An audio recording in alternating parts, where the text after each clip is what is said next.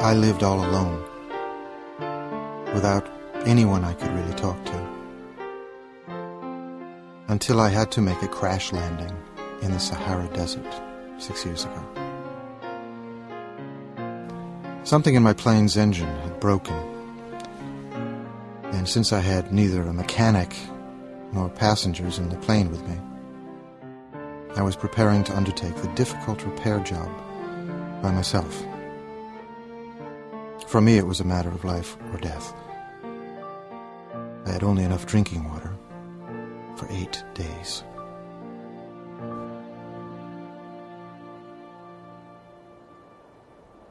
The first night, I went to sleep on the sand, 1,000 miles from my inhabited country.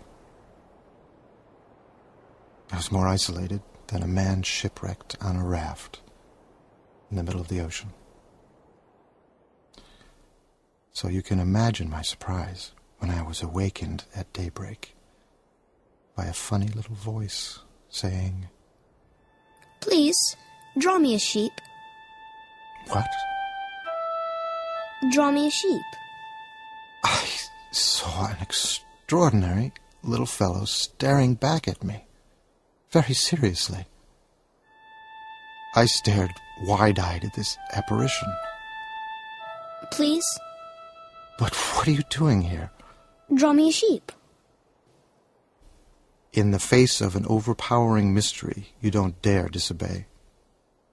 Absurd as it seemed, 1,000 miles from all inhabited regions and in danger of death, I took a scrap of paper and a pen out of my pocket and made a drawing. He looked at it carefully. "No, this one is already quite sick. Make another." I made another drawing. My friend gave me a kind, indulgent smile. "You can see for yourself. That's not a sheep. It's a ram. It has horns." So I made my friend another drawing. But it was rejected, like the others. "This one's too old. I want a sheep that will live a long time." So then, impatiently, since I was in a hurry to start work on my engine, I scribbled a drawing. "This is just the crate. The sheep you want is inside." "That's just the kind I wanted. Do you think this sheep will need a lot of grass?" "Why?" "Because where I live, everything is very small." "Well, there's sure to be enough. I've given you a very small sheep." "Not so small as all that. Look, he's gone to sleep." And that's how I made the acquaintance of the little prince. It took me a long time to understand where he came from. The little prince, who asked me so many questions, never seemed to hear the ones I asked him. "What's that thing over there?" It's not a thing. It flies. It's an airplane. My airplane. "What? You fell out of the sky?" Yes. "So you fell out of the sky, too. What planet are you from?" Do you come from another planet? "Of course, that couldn't have brought you from very far." And he fell into a reverie that lasted a long while. Then, taking my sheep out of his pocket, he plunged into contemplation of his treasure. "Where do you come from, little fellow? Where is this where I live of yours? Where will you be taking my sheep?" "The good thing about the crate you've given me is that he can use it for a house after dark." "Of course. And if you're good, I'll give you a rope to tie him up during the day. And a stake to tie him to." "Tie him up? What a funny idea." If you don't tie him up, he'll wander off somewhere and get lost. "Where could he go?" I don't know, anywhere. Straight ahead. "Even if he did, everything's so small where I live. Straight ahead, you can't go very far." That was how I learned a second very important thing, which was that the planet he came from was hardly bigger than a house. Every day I'd learn something about the little prince's planet, about his departure, about his journey. This was how I learned, on the third day, about the drama of the baobabs. Isn't it true that sheep eat bushes? Yes, that's right. And therefore they eat baobabs, too. Baobabs are not bushes, but trees, as tall as churches. Even a whole herd of elephants couldn't finish off a single baobab. But before they grow big, they'd start out by being little. True enough. But why do you want your sheep to eat little baobabs? I was forced to make a great mental effort to understand this problem all by myself. And in fact, on the Little Prince's planet, there were, as on all planets, good plants and bad plants. The good plants come from good seeds, and the bad plants from bad seeds. But the seeds are invisible. They sleep in the secrecy of the ground until one of them decides to wake up.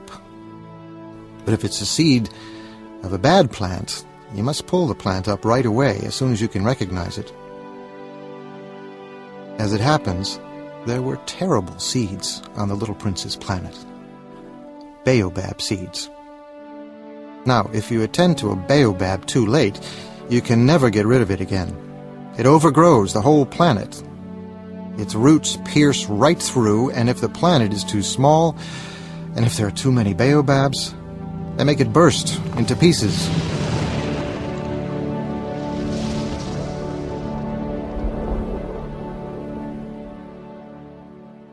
On the fifth day, thanks again to the sheep, another secret of the Little Prince's life was revealed to me. At that moment, I was very busy trying to unscrew a bolt that had jammed in my engine. I was quite worried, for my plane crash was beginning to seem extremely serious, and the lack of drinking water had made me fear the worst. If a sheep eats bushes, does it eat flowers, too? A sheep eats whatever it finds. Even flowers that have thorns? Yes, even flowers that have thorns. Then what good are thorns? Then what good are thorns? The Little Prince never let go of a question once he'd asked it. I was annoyed by my jammed bolt, and I answered without thinking, "Thorns are no good for anything. They're just the flower's way of being mean." Oh, I don't believe you. Flowers are weak. They're naive. They reassure themselves whatever way they can. They believe their thorns make them frightening. I made no answer. At that moment I was thinking, if this bolt stays jammed, I'll knock it off with a hammer. Then you think flowers... No, not at all. I don't think anything. I just said whatever came into my head. I'm busy here with something serious. Something serious? You talk like the grown-ups. You confuse everything. You've got it all mixed up. For millions of years, flowers have been producing thorns. For millions of years, sheep have been eating them all the same. And it's not serious trying to understand why flowers go to such trouble to produce thorns that are good for nothing. Suppose I happen to know a unique flower, one that exists nowhere in the world except on my planet. One that a little sheep can wipe out in a single bite one morning. Just like that. Without even realizing what he's doing. That isn't important? He couldn't say another word. Night had fallen. I dropped my tools. What did I care about my hammer, about my bolt, about thirst and death? There was, on one star, on one planet, on mine, the Earth, a little prince to be consoled. I took him in my arms. I rocked him. The flower you love is not in danger. I'll draw you a muzzle for your sheep. I'll draw you a fence for your flower. I didn't know what to say. It's so mysterious, the land of tears.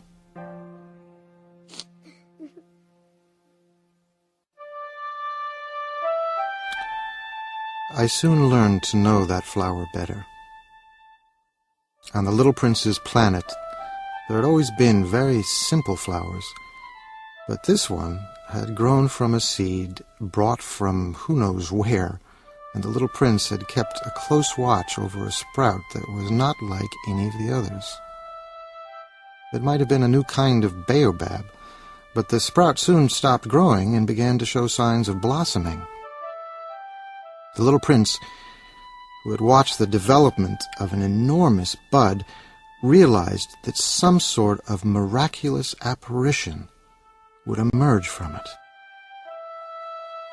And then, one morning, precisely at sunrise, she showed herself. I'm hardly awake, forgive me. Oh, I'm still all untidy. How lovely you are. Aren't I?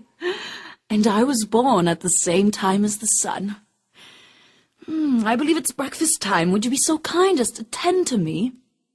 And the little prince, utterly abashed, having gone to look for a watering can, served the flower. But she soon began tormenting him with her rather touchy vanity. One day, for instance, alluding to her 4 thorns, she remarked to the little prince, "Oh, I'm ready for tigers, with all their claws." There are no tigers on my planet. And besides, tigers don't eat weeds. Well, I'm not a weed. Oh, forgive me. I am not at all afraid of tigers, but I have a horror of drafts. You wouldn't happen to have a screen? A horror of drafts. That's not a good sign for a plant. How complicated this flower is. After dark you will put me under glass. How cold it is where you live. It's quite uncomfortable. Well, where I come from, And she suddenly broke off. She had come here as a seed. She couldn't have known anything of other worlds. Humiliated at having let herself be caught on the verge of so naive a lie, she coughed 2 or 3 times in order to put the little prince in the wrong. What about that screen? I was going to go look for one, but you were speaking to me. Then she made herself cough again, in order to inflict a twinge of remorse on him all the same. So the little prince, despite all the goodwill of his love, had soon come to mistrust her. He had taken seriously certain inconsequential remarks and had grown very unhappy.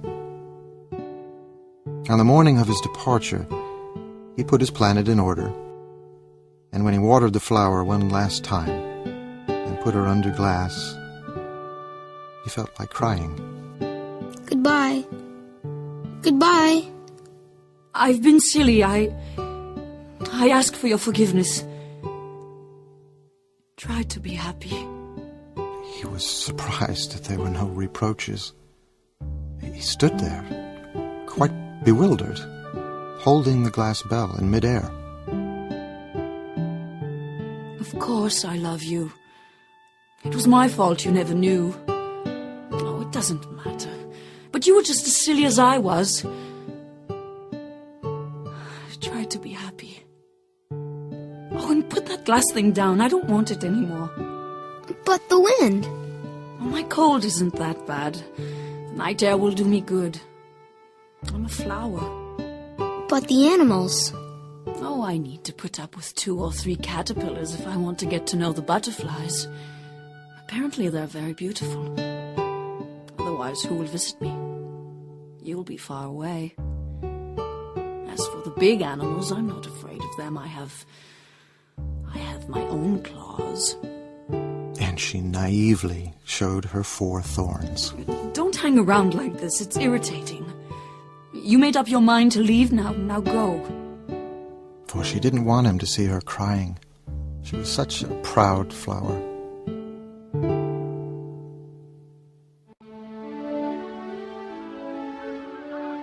In order to make his escape, I believe he took advantage of a migration of wild birds.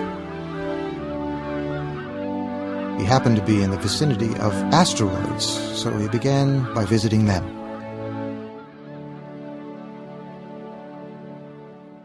The first one was inhabited by a king. Ah, here's a subject. For kings, the world is extremely simplified. All men are subjects. The little prince looked around for a place to sit down, but the planet was covered by the magnificent ermine cloak. So he remained standing, and since he was tired, he yawned. It is a violation of etiquette to yawn in a king's presence. I forbid you to do so. I can't help it. I've made a long journey, and I haven't had any sleep. Then I command you to yawn.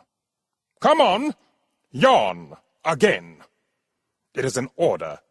That intimidates me. I can't do it now. Well,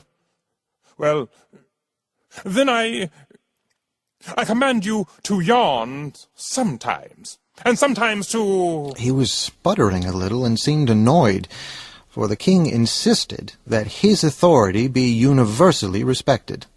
Sire, excuse me for asking. I command you to ask. Sire, over what do you reign? Over everything. Over everything? With a discreet gesture, the king pointed to his planet, to the other planets, and to the stars. Over all that? Over all that. And the stars obey you? Even the sun? Of course. They obey immediately. I tolerate no insubordination. I'd like to see a sunset. Do me a favor, Your Majesty. Command the sun to set. You shall have your sunset. I shall command it. But I shall wait, according to my science of government, until conditions are favorable. That will be around... That will be tonight, around 7:40. And you'll see how well I am obeyed. The little prince yawned. I have nothing further to do here. I'm going to be on my way. Do not leave! Do not leave! If Your Majesty desires to be promptly obeyed, he should give me a reasonable command. He might command me, for instance, to leave before this minute is up. It seems to me that conditions are favorable. The king, having made no answer, the little prince hesitated at first, and then, with a sigh, took his leave. I make you my ambassador. He had a great air of authority. The little prince thought that grown-ups are so strange. The second planet was inhabited by a very vain man. Now, to vain men, other people are admirers. Vain men never hear anything but praise, so the little prince continued on his journey.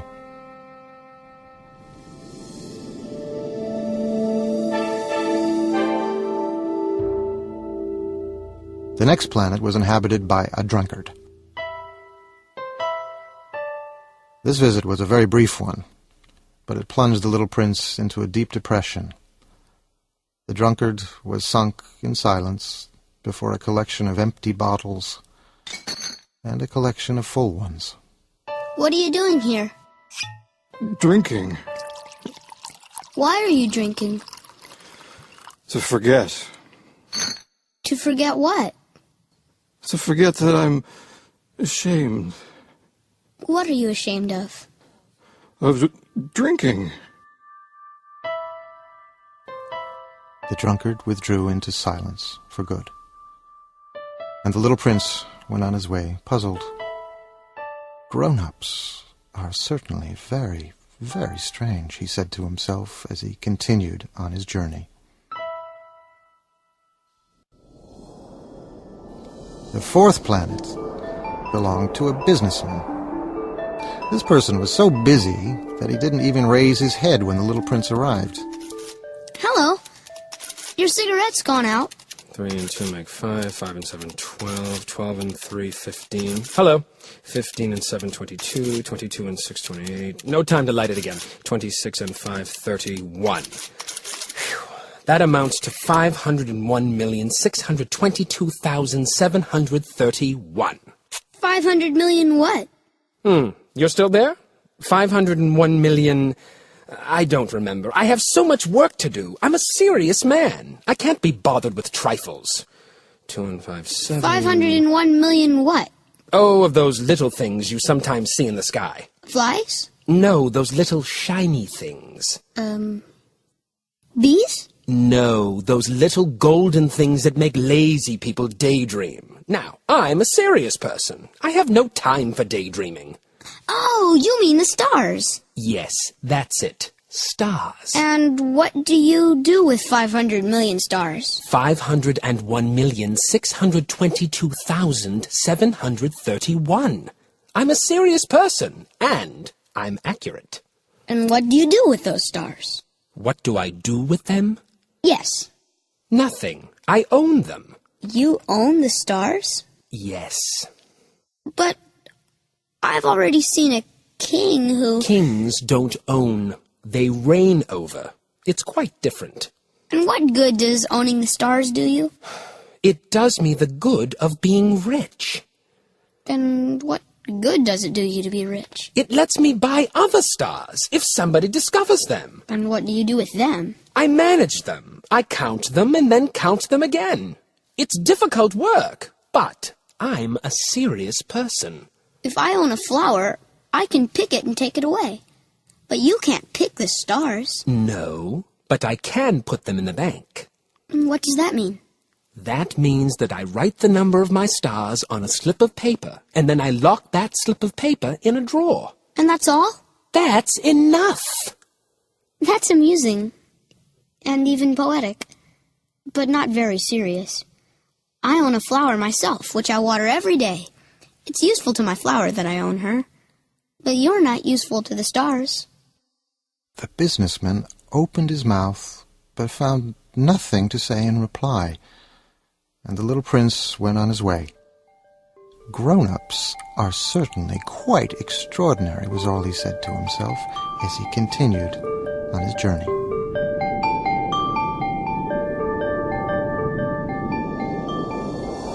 The fifth planet was the smallest of all. There was just enough room for a street lamp and a lamplighter. When he lit his lamp, it's as if he was bringing one more star to life, or one more flower. When he put out his lamp, that sent the flower or the star to sleep.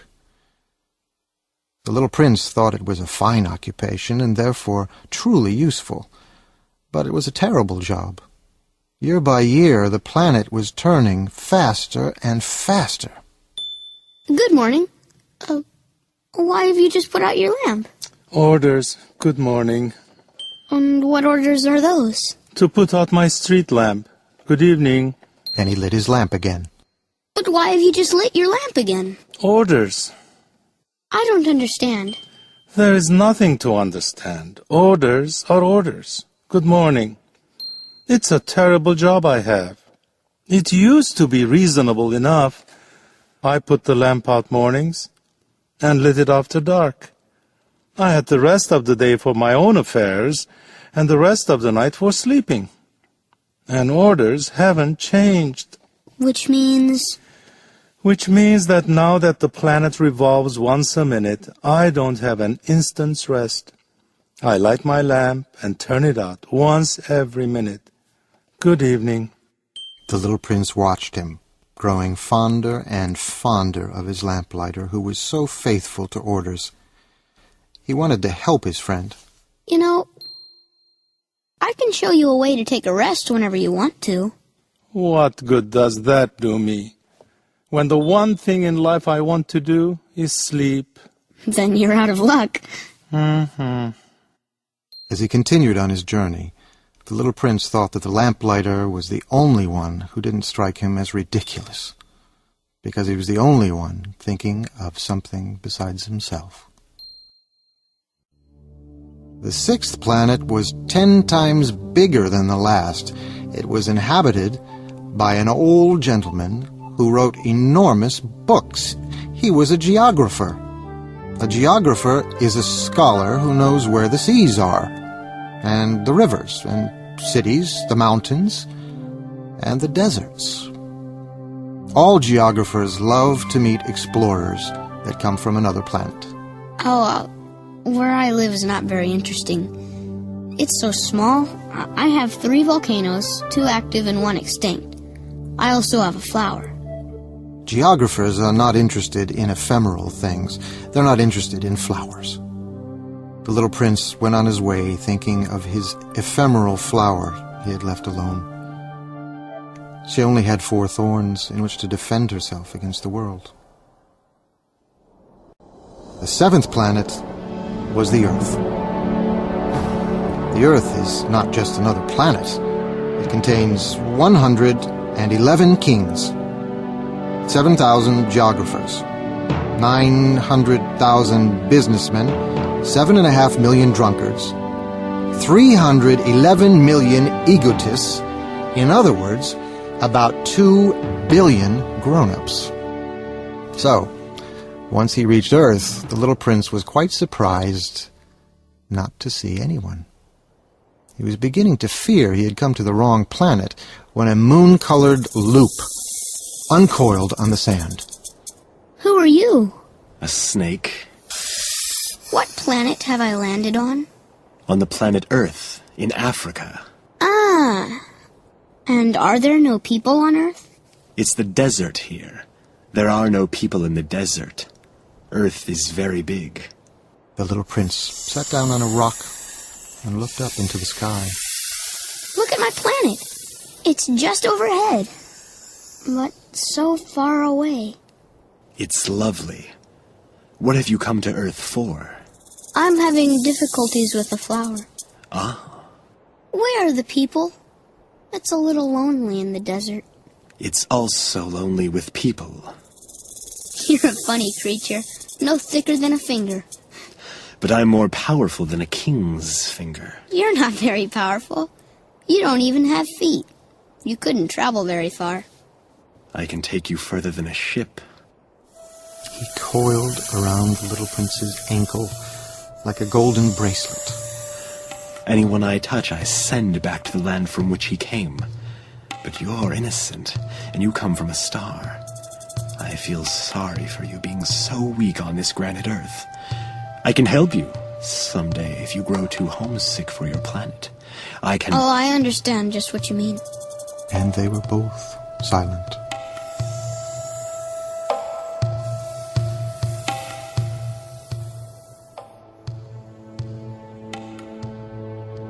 Having walked a long time through sand, searching for people, the little prince finally discovered a road.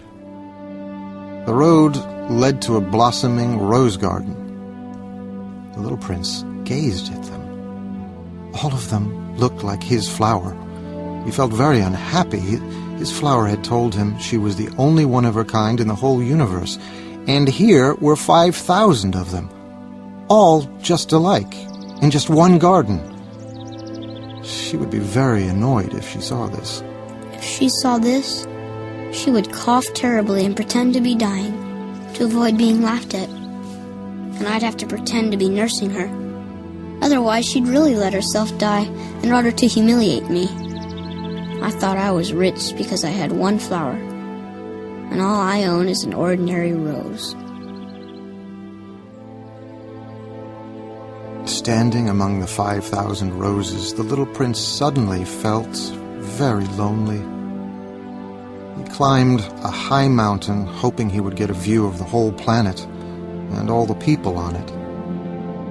But he saw nothing but rocky peaks as sharp as needles. Where are you? Let's be friends! I'm lonely! And he lay down in the grass and wept.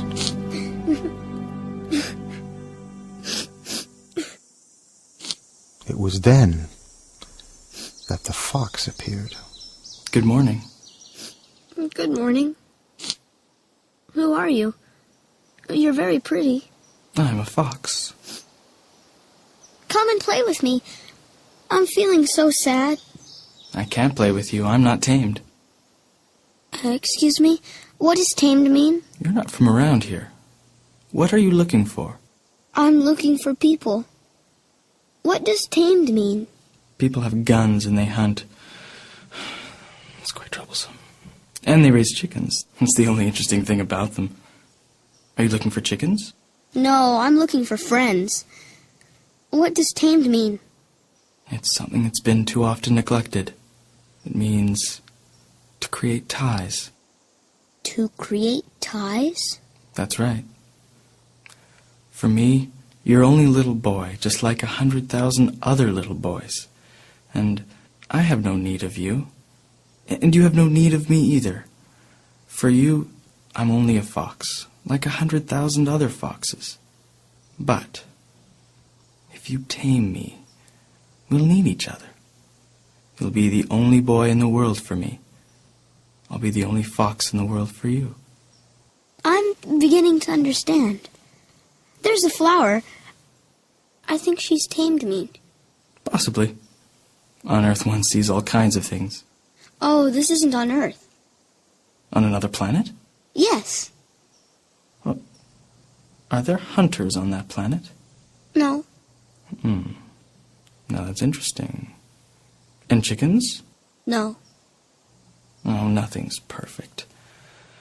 My life is monotonous. I hunt chickens, people hunt me. All chickens are just alike, and all men are just alike. But if you tame me, my life will be filled with sunshine. I'll know the sound of footsteps that will be different from all the rest. Other footsteps send me back underground. Yours will call me out of my burrow like music. Please, tame me. I'd like to, but I haven't much time. I have friends to find, and so many things to learn. The only things you learn are the things you tame. Well, what do I have to do? You have to be very patient. First, you'll sit down a little ways from me over there in the grass. But day by day, you'll be able to sit a little closer. That was how the little prince tamed the fox. And when the time to leave was near, I shall weep. It's your own fault. I never wanted to do you any harm, but you insisted that I tame you. I'll make you the gift of a secret. It's quite simple. One sees clearly only with the heart. Anything essential is invisible to the eyes. Anything essential is invisible to the eye. It's the time you spent on your rose that makes your rose so important. People have forgotten this truth, but you mustn't forget it. You become responsible forever for what you've tamed. I'm responsible for my rose. Goodbye.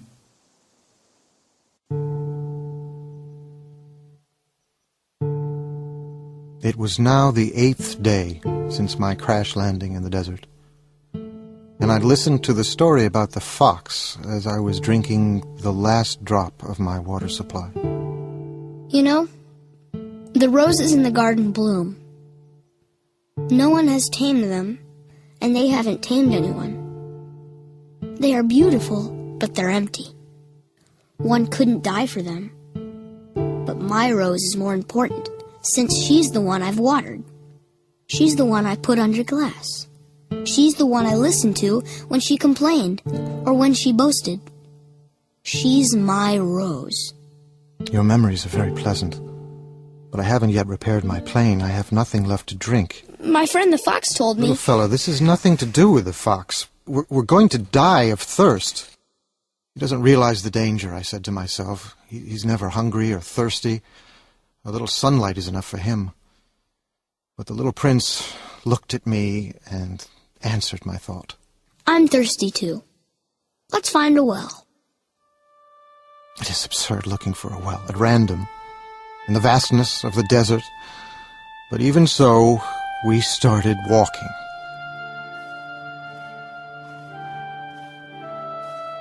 And when we had walked for several hours in silence, night fell, and stars began to appear. I noticed them, as in a dream, being somewhat feverish on account of my thirst. The stars are beautiful because of a flower you don't see. The desert is beautiful. What makes the desert beautiful is that it hides a well somewhere. As the little prince was falling asleep, I picked him up in my arms and started walking again. I was moved. It was as if I was carrying a fragile treasure. It actually seemed to me there was nothing more fragile on earth.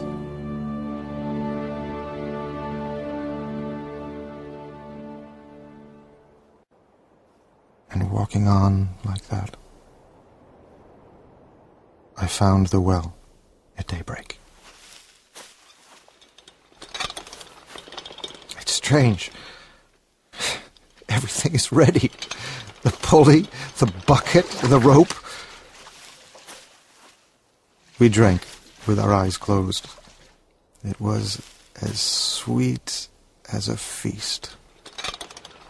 That water was more than merely a drink. It was born of our walk beneath the stars, of the song of the pulley, of the effort of my arms. It did the heart good, like a present. I could breathe easy now. Why did I also feel so sad? You must keep your promise. What promise? You know, a muzzle for my sheep. I'm responsible for this flower. I drew a muzzle. And with a heavy heart, I handed it to him. You know, my fall to earth? Tomorrow will be the first anniversary. I landed very near here. Then it wasn't by accident that I met you 8 days ago? You were returning to the place where you fell. You must get to work now. You must get back to your engine. I'll wait here. Come back tomorrow night. But I wasn't reassured. I remembered the fox. You risk tears if you let yourself be tamed. When I came back from my work the next evening, I caught sight of my little prince from a distance. He was sitting on top of an old stone wall, legs dangling, and I heard him talking. You sure it won't make me suffer long? I stopped short, my heart pounding, but I still didn't understand. Now go away. I want to get down from here. Then I looked down toward the foot of the wall and gave a great start. There, coiled in front of the little prince, was one of those yellow snakes that can kill you in 30 seconds. At the noise I made, the snake flowed over the sand like a trickling fountain. I reached the wall just in time to catch my little prince in my arms, his face white as snow. He put his arms around my neck. I felt his heart beating like a dying bird's when it's been shot. Little fellow, you were frightened. I'll be much more frightened tonight.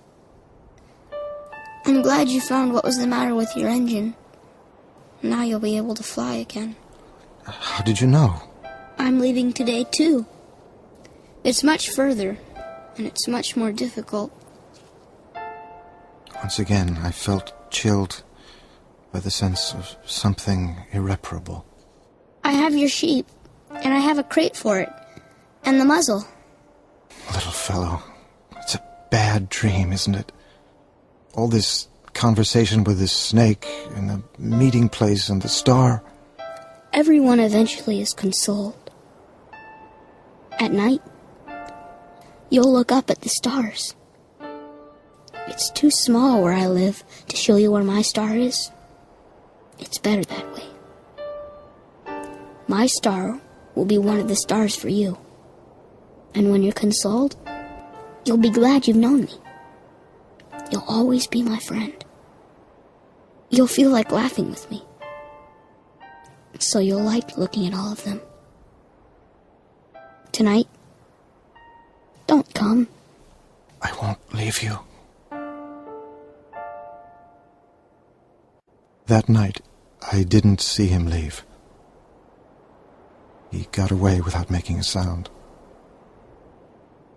When I managed to catch up with him, he was walking fast, with determination. Now you're here. You were wrong to come. You'll suffer. I'll look as if I'm dead, and that won't be true. I said nothing. You understand?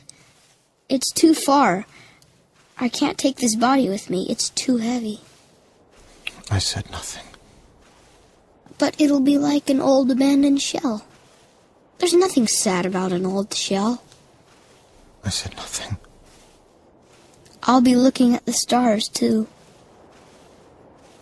All the stars will be wells with a rusty pulley. All the stars will pour out water for me to drink. I said nothing. And he, too, said nothing. Because he was weeping.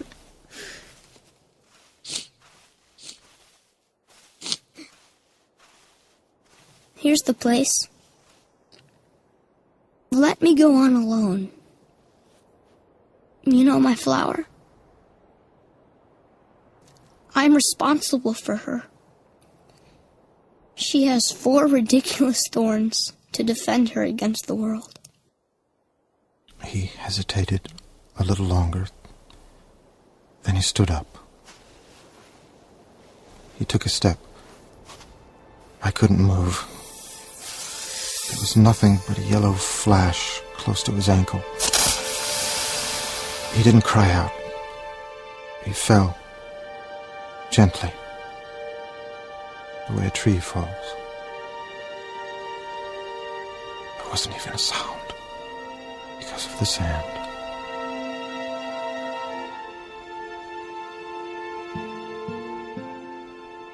It's been 6 years already. I've never told this story before. But I know he did get back to his planet. Because at daybreak, I didn't find his body. At night, I love listening to the stars. It's like 500 million little bells.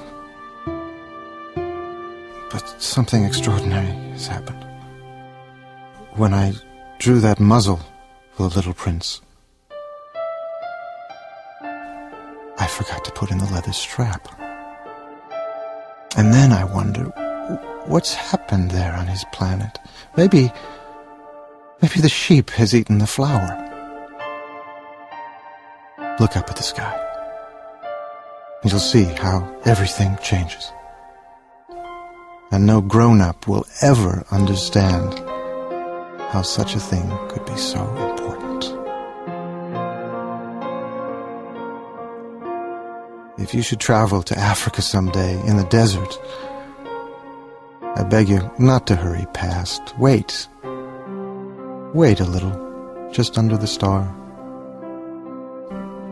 Then if a child comes to you, if he laughs, if he has golden hair, if he doesn't answer your questions, you'll know who he is. If this should happen, be kind. Don't let me go on being so sad. Send word immediately that he's come back.